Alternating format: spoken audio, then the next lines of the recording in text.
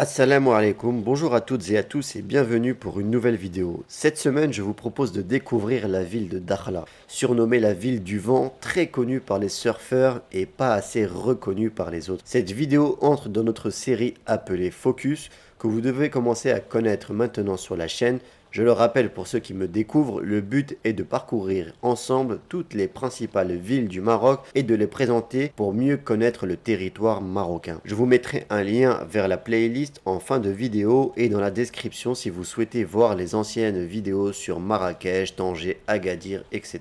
Je dois admettre que cette vidéo est celle qui m'aura fait le plus travailler de toutes mes vidéos focus parce que je ne connaissais pas très bien moi-même la ville de Dakhla. J'ai donc dû faire encore plus de recherches pour me documenter et vous synthétiser cette présentation de la ville que je m'apprête à vous faire. Alors n'hésitez pas à like et à vous abonner si ce type de contenu vous plaît pour ne pas rater les prochaines vidéos du genre. Allez, on commence tout de suite sans plus attendre.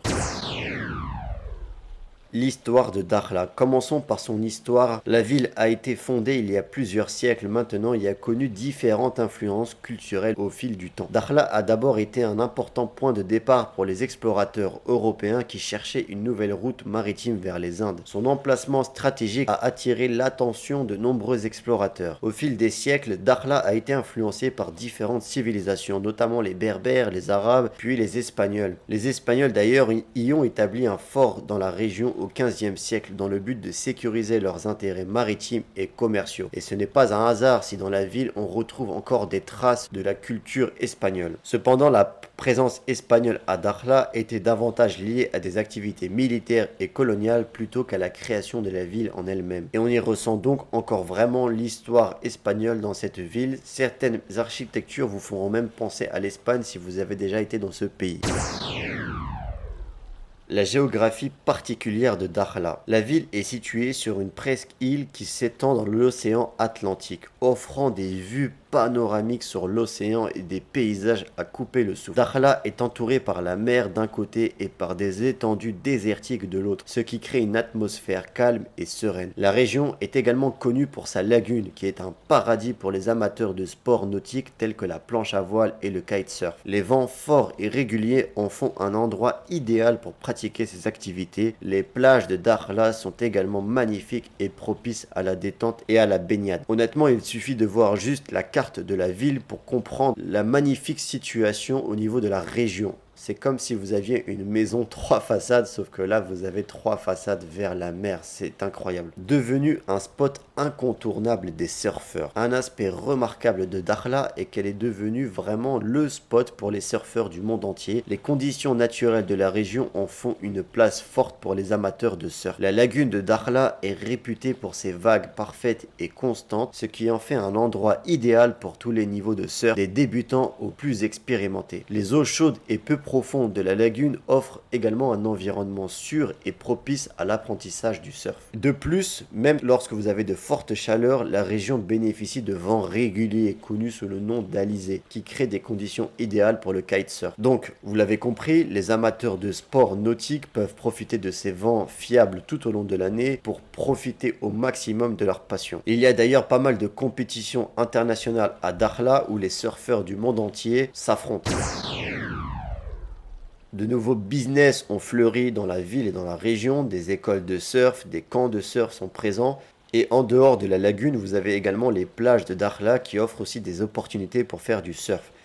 Les plus expérimentés peuvent explorer les vagues de l'océan Atlantique qui offrent des sensations fortes et des défis supplémentaires. Dakhla est donc devenue une destination de choix pour les surfeurs du monde entier, attirés par ses conditions de surf exceptionnelles, son paysage époustouflant et son ambiance décontractée. Maintenant, parlons un peu plus de comment gagner sa vie à Dakhla si on souhaite y vivre. Alors c'est bien que c'est devenu un spot de surfeurs, plutôt touristique, où les gens vraiment profitent des magnifiques paysages, des magnifiques vues et des magnifiques plages.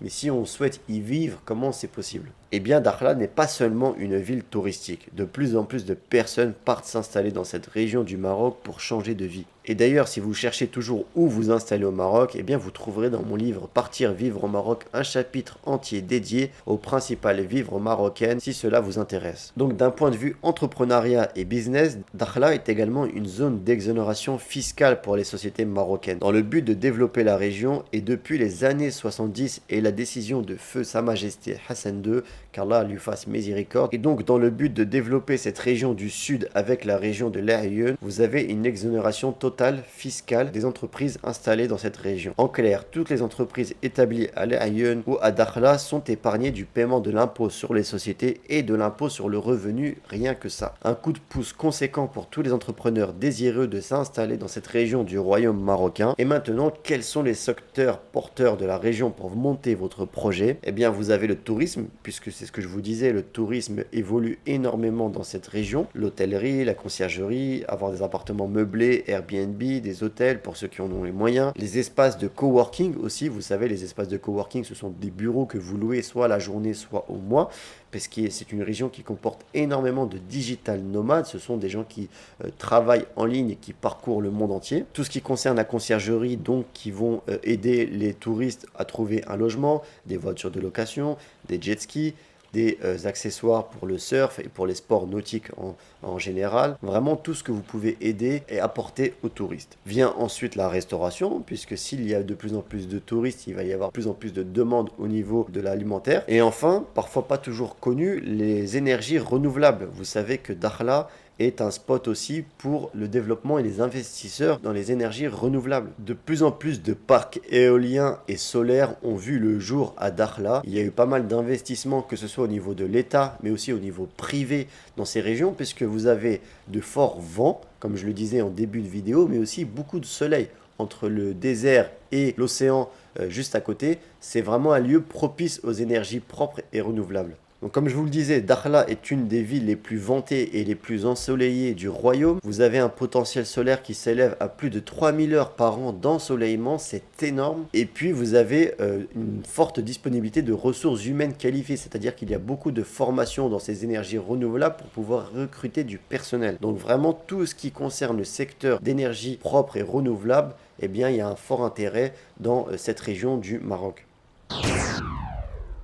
Enfin, comment est desservie la ville de Dakhla et comment plus généralement s'y rendre? Eh bien, si vous habitez en France ou quel que soit votre pays en Europe et que vous souhaitez partir à Dakhla, le moyen le plus simple est de prendre un vol direct jusqu'à l'aéroport de Dakhla, puisque jusqu'à encore quelques années ce n'était pas possible, il fallait prendre obligatoirement des escales, mais aujourd'hui vous avez de plus en plus de vols directs proposés par les compagnies aériennes et surtout Royal Air Maroc. Vous avez aussi la possibilité, notamment pour faire des économies, de faire une escale dans une des grandes villes marocaines, puis de prendre un vol national low cost avec par exemple Air Arabia jusqu'à Dakhla. Et enfin, vous avez la possibilité de la voie terrestre si vous êtes déjà sur le sol marocain. Vous pouvez prendre un bus depuis les villes principales du Maroc jusqu'à Dakhla. Et sinon, vous pouvez prendre votre propre véhicule ou une location de voiture pour vous y rendre via la voie express qui démarre depuis Tiznit, donc qui est pas très loin d'Agadir et qui s'étend jusqu'à 1055 km jusqu'à la ville de Dakhla. Voilà pour cette présentation brève de la ville de Dakhla. Comme vous le savez, j'essaie de faire des vidéos en moins de 10 minutes pour que ce ne soit pas trop lourd à digérer pour vous. Si vous pensez à quelque chose que j'ai omis d'important sur la ville, dites-le moi en commentaire, ou si vous avez des questions, n'hésitez pas, j'essaierai d'y répondre. Si vous avez aimé la vidéo, laissez un like. Je vous laisse avec une autre vidéo focus dédiée à la ville de Fès. La playlist est aussi dans la description si vous voulez en voir d'autres. Quant à moi, je vous remercie d'être resté jusqu'à la fin. Je vous souhaite une excellente semaine, Inch'Allah. Bonnes vacances pour ceux qui sont en vacances. Et je vous dis à la semaine prochaine pour une nouvelle vidéo. Et surtout, n'oubliez pas, prenez soin de vous, prenez soin des autres. Assalamu alaikum.